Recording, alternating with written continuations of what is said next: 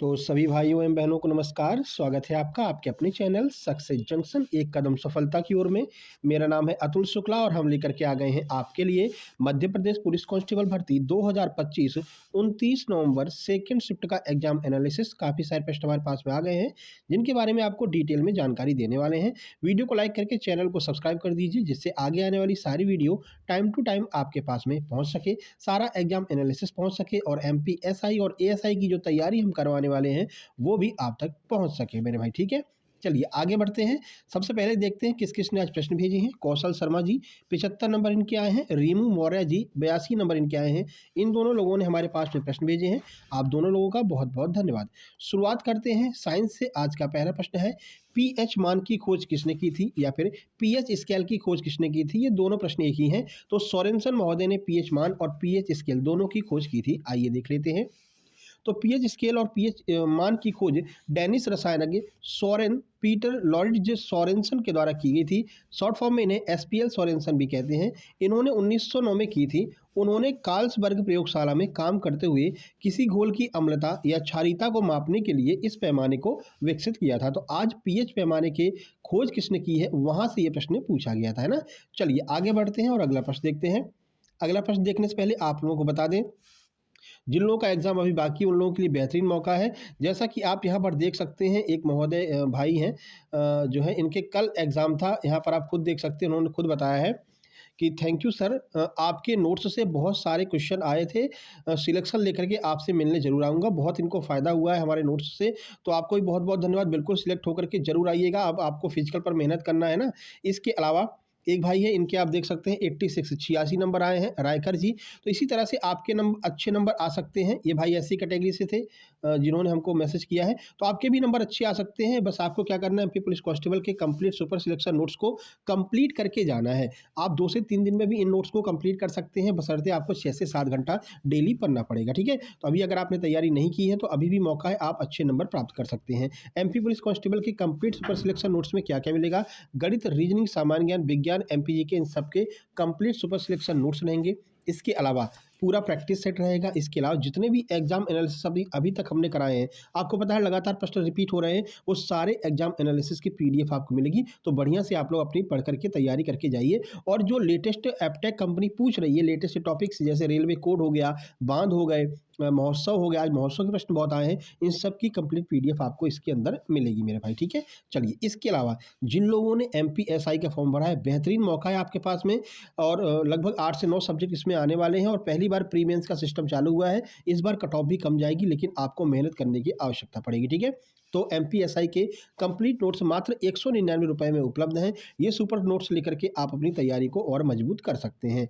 ये नोट्स प्राप्त कैसे करेंगे, तो छोटी सी प्रक्रिया है। QR कोड आपको दिखाई दे रहा है, इसका स्क्रीनशॉट खींच लीजिए। इसी पर अगर आपको MP police constable, ASI, LDC या फिर होमगार्ड्स के नोट्स चाहिए तो मात्र 179 का पेमेंट करना है। अगर आपको MPSI के नोट्स चाहिए तो मात्र 199 का पेमेंट करना है। अगर आपको ये दोनों नोट्स एक साथ में चाहिए तो मात्र 300 रुपये का पेमेंट करके उस पेमेंट का स्क्रीनशॉट इस व्हाट्सअप नंबर 7052547033 इस पर आपको सेंड कर देना है। जैसे ही आप स्क्रीनशॉट सेंड करेंगे, तुरंत की तुरंत आपको complete super selection notes send कर दिए जाएंगे। आप छात्रावास अधीक्षक की आने वाली भर्ती के भी नोट्स प्राप्त कर सकते हैं मात्र 189 रुपये में। ठीक है मेरे भाई, चलिए आगे बढ़ते हैं और अगला प्रश्न देखते हैं। अगला प्रश्न आज फिर से मेंडलीव की आवर्त सारणी से 2 प्रश्न पूछे गए हैं और आवर्त सारणी के ऊपर ऑलरेडी हम वीडियो बना चुके हैं और नोट्स के साथ में उसकी PDF भी आप लोगों को दे चुके हैं। देखिए प्रश्न है, मेंडलीव की आवर्त सारणी में अक्रिय तत्वों को कैसे जोड़ा गया है, कहां पर रखा गया है। 4 कथन बना करके आपसे प्रश्न पूछे गए थे। तो आइए इसके बारे में आपको पूरी जानकारी देते हैं। देखिए, तो मेंडलीव ने अक्रिय गैसों या फिर इन्हें हम उत्कृष्ट गैस भी कहते हैं, उत्कृष्ट गैसों को सारणी में एक अलग समूह में रख करके जोड़ा था, जो उस समय उनकी निष्क्रिय रासायनिक प्रकृति को ध्यान में रखते हुए किया गया था। तब तक इन गैसों की खोज नहीं हुई थी जब तक मेंडलीव की सारणी में इनके लिए पर्याप्त जगह खाली छोड़ी गई थी। ठीक है, तो इनकी खोज नहीं हुई थी, लेकिन मेंडलीव ने अब खाली जगह छोड़ दी थी कि जैसे इनकी खोज होगी इनको यहीं पर सेट किया जाएगा। बाद में खोजे जाने पर इन्हें पहली व्यवस्था को खराब किए बिना एक अलग समूह में रख दिया गया। ठीक है, जिससे कि पहली की जो व्यवस्था वो खराब ना हो जाए, इसलिए अलग समूह में इनको शिफ्ट कर दिया गया। अब ये अलग समूह का निर्माण निर्माण कैसे किया? तो अक्रिय गैसों की रासायनिक रूप से अक्रिय प्रकृति के कारण मेंडलीव ने महसूस किया कि उन्हें मुख्य सारणी में अन्य तत्वों के साथ में नहीं रखा जा सकता है। इसलिए जब बाद में इन तत्वों की खोज हुई तो उन्हें एक अलग समूह यानी कि शून्य समूह में रख दिया गया था। इसी में से आपके 4 कथन बना दिए थे और उस कथन के आधार पर प्रश्न आपसे पूछा था। आगे बढ़ते हैं अगला प्रश्न। अगला प्रश्न देखिए, अपवर्तन से पूछा गया है कि आकाश में तारे कम टिमटिमाते हुए क्यों प्रतीत होते हैं? कभी-कभी आपको लगता है कि तारे कम टिमटिमा रहे हैं, ऐसा क्यों होता है? तो कम अपवर्तन होने की वजह से। ये भी आपको पता है भाई, तारों का अपवर्तन होता है इसलिए तारे हमको टिमटिमाते हुए दिखाई देते हैं। लेकिन कभी-कभी कम अपवर्तन होता है जिसकी वजह से कम टिमटिमाते हैं। देखिए कैसे? जब वायुमंडलीय अपवर्तन कम होता है तो आकाश में तारे कम टिमटिमाते हुए प्रतीत होते हैं, क्योंकि वायुमंडल की विभिन्न परतों से प्रकाश के मुड़ने यानी अपवर्तन का प्रभाव कम हो जाता है। तारे बहुत दूर होने के कारण प्रकाश के बिंदु स्रोत की तरह दिखाई देते हैं और पृथ्वी के वायुमंडल की बदलती हुई परतों के कारण उनका प्रकाश लगातार थोड़ा-थोड़ा मुड़ता रहता है, जिससे चमक की स्थिति में उतार-चढ़ाव होता है और वे टिमटिमाते हुए लगते हैं। अपवर्तन कम होने पर ये प्रभाव कम स्पष्ट होता है। अपवर्तन कम कैसे होगा? जब बहुत ज़्यादा प्रदूषण हो जाए, धूल-धक्कड़ बहुत ज़्यादा हो जाए तो इनका अपवर्तन और कम हो जाएगा और ये हमको जो है कम टिमटिमाते हुए प्रतीत होंगे। अगला प्रश्न फिर से साइंस से ही प्रश्न है कि कुछ पौधों में फूल आते हैं लेकिन फल नहीं आते हैं, ऐसा क्यों होता है? 4 आपके सामने जो है उसमें पूछा गया था। तो अपर्याप्त परागण की वजह से जब परागण सही से नहीं हो पाता है तो कुछ पौधों में फूल तो आते हैं लेकिन फल नहीं आते हैं। देखिए कौन-कौन से हैं? तो कुछ पौधों में फूल आने के बावजूद फल न लगने का मुख्य कारण अपर्याप्त परागण है, जो कई कारणों से हो सकता है। या तो जो परागणक होते हैं जैसे कि मधुमक्खियाँ हो गईं, इनकी कमी हो गई है कि वहाँ पर मधुमक्खियाँ नहीं हैं जो परागण करती हैं, या पौधों में नर और मादा फूल अलग-अलग हैं और उनके बीच परागण नहीं हो पा रहा है। 2 रीज़न की वजह से हो सकता है। या फिर मौसम की चरम सीमाएँ बहुत ज़्यादा ठंडी है या फिर बहुत ज़्यादा गर्मी है, तो भी वो परागण को प्रभावित कर देती हैं। तो फूल तो निकलते हैं लेकिन उसमें से फल नहीं निकल पाते हैं। जैसे कभी-कभी आपने आम के पेड़ों में देखा होगा कि बौर तो आ जाते हैं, लेकिन जितने बौर आए रहते हैं उसके बाद उतने फल नहीं होते हैं ना? तो उसमें भी क्या होता है, उसमें मौसम का रीज़न होता है। बहुत ज़्यादा ठंडी पड़ गई, बहुत ज़्यादा बारिश हो गई तो वो सारे सिस्टम बनता है। तो परागण की कमी कई पौधों को फल देने के लिए हवा, कीटों या फिर अन्य परागणकों की जो है एक फूल से दूसरे फूल तक पराग पहुँचाने की आवश्यकता होती है। अगर पर्याप्त परागणक नहीं होंगे तो फूल झड़ जाते हैं और उसमें फल नहीं लगते हैं, जैसा कई बार आम के साथ में होता है। आगे, किसी तार के पास में रखी हुई कंपास की सुई हिलती हुई क्यों प्रतीत होती है? कि भाई कोई तार रखा हुआ है, हाँ, और उसके पास में आप कंपास को लेकर के जाएँगे तो ऐसा लगेगा कि कंपास की सुई हिल रही है। ऐसा क्यों होता है? तो चुंबकीय क्षेत्र की वजह से यह स्थिति उत्पन्न होती है। कैसे उत्पन्न होती है? आइए वो भी बता देते हैं। तो किसी तार के पास में रखी हुई कंपास की सुई इसलिए हिलती हुई प्रतीत होती है क्योंकि जब तार से विद्युत धारा प्रवाहित होती है तो वह एक चुंबकीय क्षेत्र उत्पन्न करता है। यह चुंबकीय क्षेत्र कंपास की सुई पर बल लगाता है जो स्वयं एक छोटा चुंबक है, जिससे वह अपनी मूल दिशा यानी उत्तर दक्षिण से विक्षेपित हो जाती है। जो कंपास की सुई होती है उत्तर दक्षिण में होती है, लेकिन जैसे ही आप उसको तार के पास में लेकर के जाएंगे तो फिर वो सुई अपने आप इस तरह से हिलने लगती है। अगला, धारावाही तार एक चुंबक की तरह कार्य करता है। जब तार से विद्युत धारा बहती है तो यह उसके चारों ओर एक चुंबकीय क्षेत्र बनाती है, ठीक उसी तरह जैसे एक क्षण चुंबक चुंबकीय क्षेत्र बनाता है, और जैसे ही कंपास को यह महसूस होता है कि चुंबकीय क्षेत्र में हम पहुंच गए हैं, उसकी सुई जो है वो हिलने लगती है।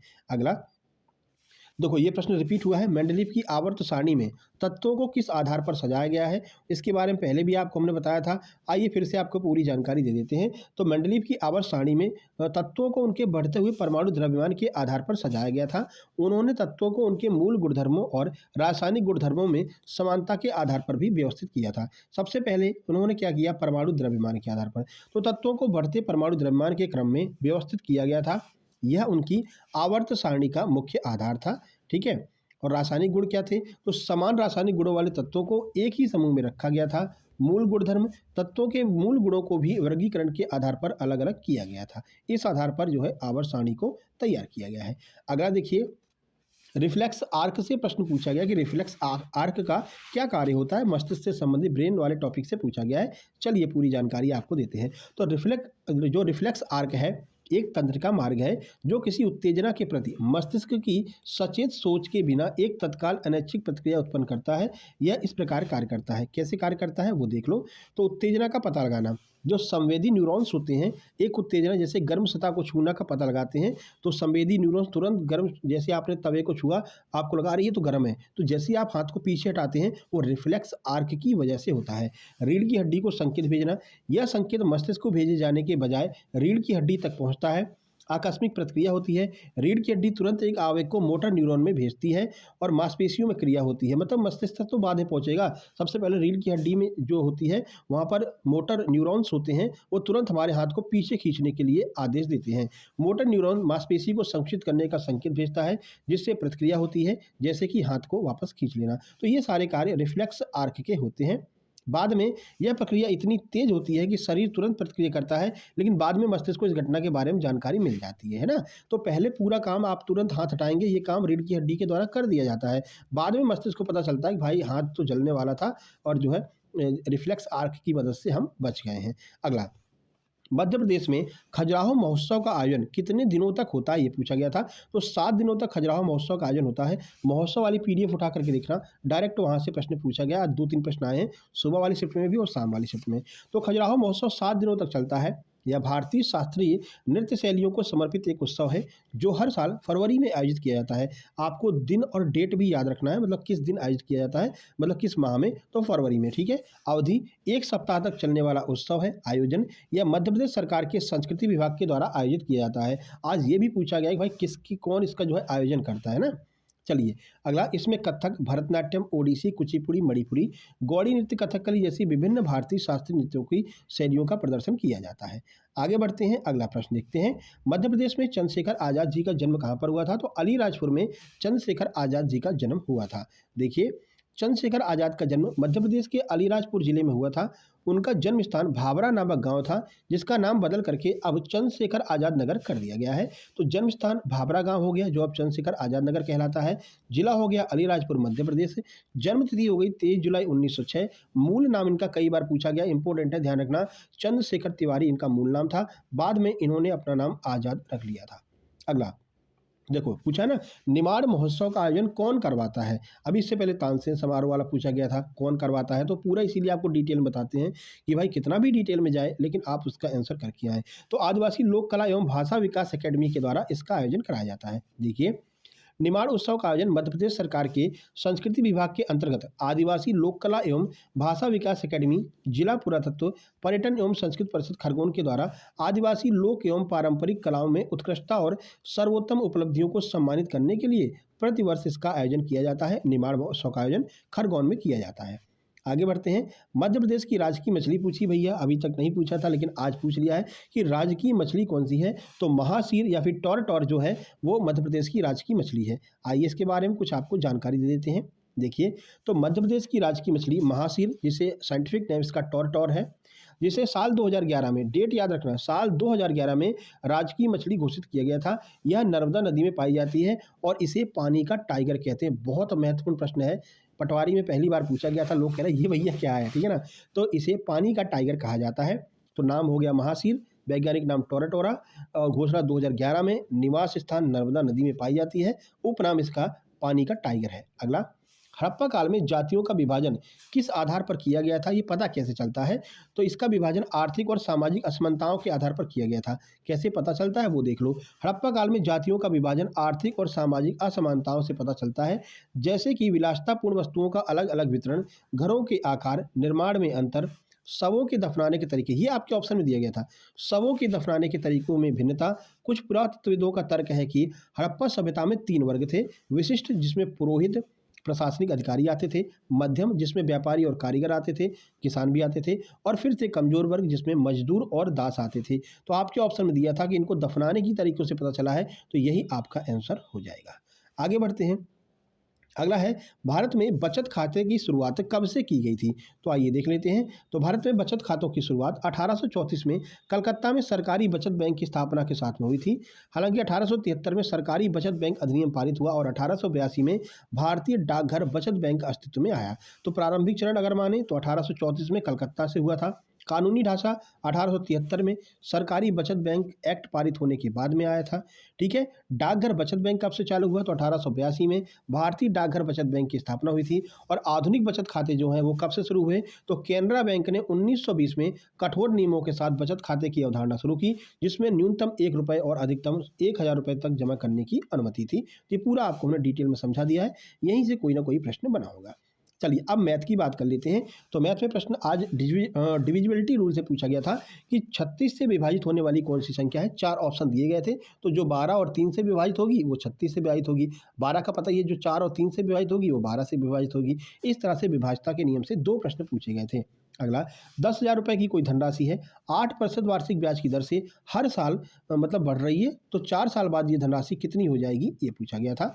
अगला 3 प्रकार के सामानों का अनुपात दिया गया था, 2:3:5 में कुल सामान की संख्या 100 दी गई थी, तो तीसरे और पहले सामान के बीच में डिफरेंस आपको बताना था। एक कार्यालय में 40 कर्मचारी की जो आय है वो 40,000 रुपये है, 60 अधिकारियों की औसत आय है वो 60,000 रुपये है, तो पूरे कार्यालय की औसत आय कितनी है, ये पूछा गया था। बाकी टॉपिक देख लीजिए। 2 प्रश्न व्रत से आए हैं, जीवा निकालने वाले। एक आज माध्य का भी पूछा गया है, ठीक है ना। तो आज आपका मोड से एक प्रश्न आया था, समचतुर्भुज का एक प्रश्न, अलजेब्रा इस शिफ्ट में नहीं पूछा है, सिंप्लीफिकेशन के 3 प्रश्न, एसआईसीआई नहीं पूछा है। वो प्रश्न एसआईसीआई का नहीं है, ध्यान रखना।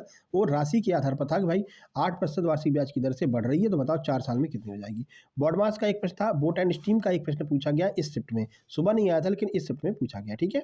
बाकी वही सिंप्लीफिकेशन प्रश्न पूछे हैं। और आज मैथ का जो पोर्शन है वो कम पूछा गया था, लगभग 15 से 17 प्रश्न ही मैथ के थे। चलिए रीजनिंग देखिए, क्लॉक का प्रश्न पूछ लिया है, 2 दिन से नहीं पूछ रहे थे, तो इस शिफ्ट में कैलेंडर नहीं पूछा गया है, सुबह भी कैलेंडर नहीं आया था। 12:20 पर कितने डिग्री का कोण बनेगा, ये पूछा गया है। इसके बाद में ए जो है वो बी से बड़ा है, बी जो है वो सी से छोटा है, ठीक है। तो सबसे बड़ा कौन है, ये पूछा गया था। बाकी मिरर आज जो है ना आपके नॉन वर्बल से बहुत प्रश्न आए हैं और बड़े बड़े प्रश्न आए हैं, यानी स्क्रीन को स्क्रॉल डाउन ऊपर नीचे करने में समस्या हो रही थी। मिरर इमेज के 2 प्रश्न हैं, कैलेंडर आज नहीं पूछा गया है। इसके बाद में सेम एड्रेस के हम ऑलरेडी वीडियो बना चुके हैं, देख लेना, सर्च करना same address by success junction. लगभग 1 से 2 प्रश्न सेम एड्रेस के। क्लॉक का एक पूछा गया था जो हमने बता दिया है। वर्ड अरेंजमेंट करने का एक प्रश्न था। निहित आकृति एम्बेडेड फिगर के 3 से 4 प्रश्न पूछे हैं। कोडिंग डिकोडिंग के 4 प्रश्न, कथन निष्कर्ष के लगभग 3 प्रश्न, एक प्रश्न सेल्यूलोइज्म का। पजल के इस शिफ्ट में 3 प्रश्न पूछे हैं, लेकिन सिंपल वाली पजल थी, है ना। पजल के ऊपर भी ऑलरेडी वीडियो बना चुके हैं, सर्च करेंगे तो मिल जाएगा, ठीक है। मानसिक अभिरुचि के लगभग 4 प्रश्न, सिटिंग अरेंजमेंट के 2 प्रश्न, डायरेक्शन का 1 और रैंकिंग का भी 1 प्रश्न पूछा गया है। कुछ लोग कह रहे थे सर किताबों वाली एक वीडियो बना दीजिए, तो भाई ऑलरेडी वीडियो बनी हुई है, आप सर्च करना books and author bye success junction, तो वीडियो आपको मिल जाएगी, उसको देख करके जाइए, है ना। चलिए, तो मैथ की बात करें तो 17 नंबर का लगभग मैथ पूछा गया है, रीजनिंग 40 नंबर की, तो कुल आपका यहाँ पर लगभग 57-58 नंबर का मैथ रीजनिंग बनी है। साइंस 15 नंबर का, बाकी आपका जी के जीएस करंट अफेयर है। रॉन्ग क्वेश्चन आज भी 2 से 3 प्रश्न गलत देखे गए हैं इस शिफ्ट में भी, ठीक है, हर शिफ्ट में ही आ रहे हैं। स्कोर देख लीजिए, 71, 75, 79, 80, 70 और 72 नंबर वो एससी वाले भाई के आए हैं, ठीक है। 72 नंबर बहुत अच्छे नंबर है, एससी के हिसाब से इनका सिलेक्शन हो जाएगा। रनिंग में इनको मेहनत करने की आवश्यकता पड़ेगी। चलिए, व्हाट्सअप नंबर है 7052547003, इस पर मैसेज करके आप लोग अपने नोट से प्राप्त कर सकते हैं, ठीक है। चलिए, Telegram channel success junction live के नाम से है, लिंक डिस्क्रिप्शन बॉक्स में दी गई है, आप लोग ज्वाइन कर सकते हैं, नहीं तो सर्च करके भी आप लोग ज्वाइन कर लीजिएगा। अब वीडियो को लाइक कर दीजिए, शेयर कर दीजिए, जहाँ तक आप शेयर कर सकते हैं, ठीक है। टेलीग्राम पर शेयर कर सकते हैं, टेलीग्राम पर कर दीजिए, व्हाट्सएप पर कर दीजिए, जहाँ पर भी आपका मन हो अपने दोस्तों तक इसको जरूर पहुँचा दीजिए। मिलते हैं नेक्स्ट वीडियो में, तब तक के लिए नमस्कार, धन्यवाद।